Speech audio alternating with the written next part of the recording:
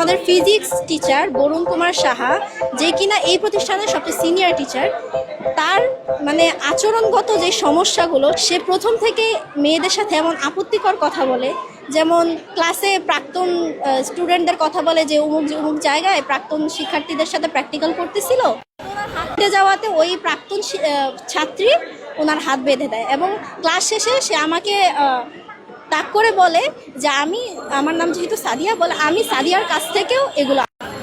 Teacher কিভাবে এসব কথা বলতে পারে? শুধু তাই না, শেষ সময়ে আমি যখন অ্যাপ্লিকেশন করি, এর আগের যে ঘটনাটা, সে আমাকে বলে এরকমই যে প্রাক্তন ছাত্রীকে নিয়ে কথা বলতেছিল, সে তার ওয়েস্টার্ন ড্রেসে দেখে। তো তিনি আমাকে এসে বলে, আমি যদি 20 বছর পরে তোমাকে টাইট জিন্স আর টপসে দেখি, আমি তো তোমাকে চিনতেই পারবো না।